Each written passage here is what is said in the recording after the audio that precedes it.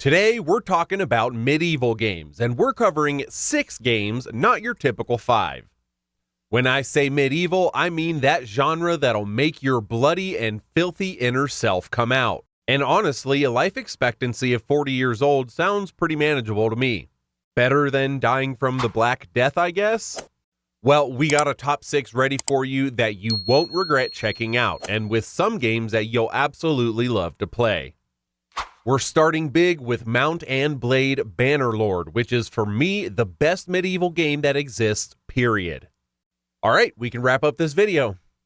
Okay, well actually I might be a bit biased about it with nearly 300 hours in it so far. And there are a lot of players who have been playing the game about 10 times longer than I have. So I'm not the only one backing this game up, but in this game saga, you can immerse yourself in a medieval world down to the very finest of details. You start as a peasant or a merchant, warrior, noble, or simply as what we are today, poor souls waiting for the government to throw us a dime. After choosing your poor soul, you'll appear in the world, and if you're waiting for a tutorial, you're honestly pretty out of luck.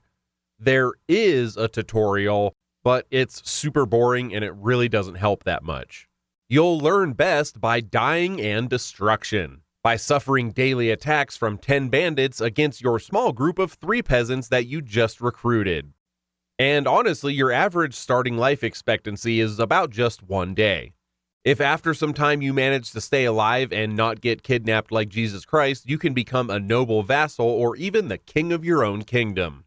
All of this while following a story that actually gives you total freedom. Highly, highly recommended. So if Mount and Blade seemed a little bit too tame, we definitely got one for you that will bring out the beast within you.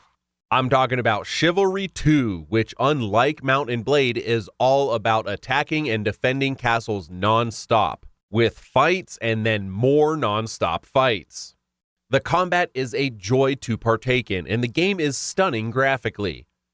Those 2 great core game features all come with a variety of weapons and maps, making for endless battle possibilities.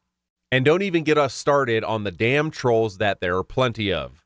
But don't worry, just grab your giant axe with 3 hands and slice heads everywhere like life has a respawn. Another awesome thing about this game is that from time to time they release special events with maps or modes different from the standard game modes offered. From the family Christmas food fight because your uncle brought up politics, to the only archer's combat, where you'll unleash the elite marksman inside you.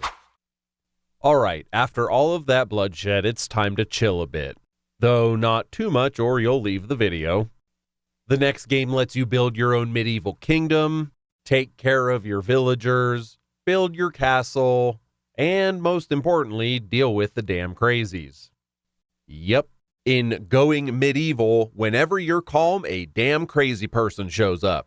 Thankfully, when cold steel pierces them, they always chill out.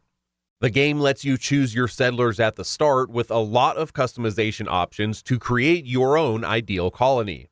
It also has 3 different game modes and varying levels of difficulty. Personally, I don't like when games offer so many difficulty options because, for example, Dark Souls is a difficult game that you can get through by playing poorly, differently, or skillfully, but the game itself only has 1 difficulty. This then opens up a bit of a debate for other games about which difficulty you should use to enjoy the original experience. Sometimes events will pop up, and while they're not super complex, they do offer you more settlers or provoke enemy raids. At first, if you're not used to this kind of game, it might be a bit difficult. But once you get a few hours in understanding the fundamentals, you'll become incredibly efficient soon. Now it's time for the Black Plague. Yep, the harmless disease that only killed about 50 million people in the 14th century. Surely I would have survived just like all of us, right? In Wartales, we dive into a dark fantasy medieval world where people die in the streets and everybody else couldn't care less. Well, that's kind of similar to half the world today, nothing too new. But here's something that is new. The damn fog goats that always show up when you're at your most blissful state in the game. And don't even get me started on anything that wants to raid, kill, or violate you, even if you look like you've been in the coal mines for 40 years.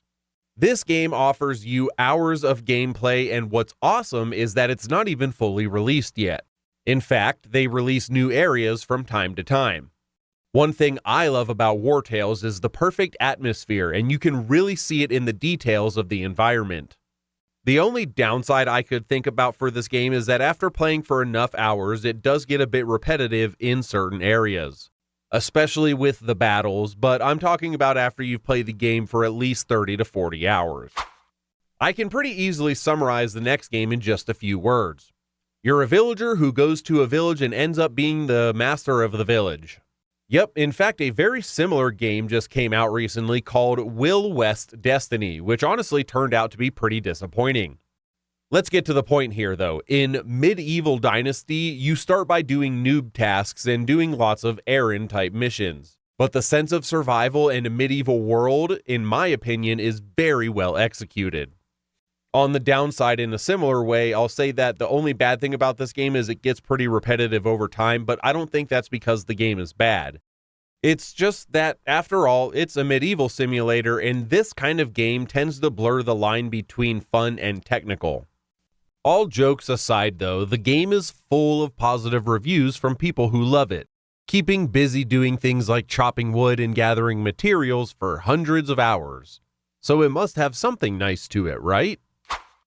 Now comes one of my favorite turn-based games ever, and definitely my favorite turn-based medieval game. Or maybe my memory's just shorter than I remember, that's possible too. I've put 65 hours into this game, I have not replayed it, and you could say I haven't fully finished it as well.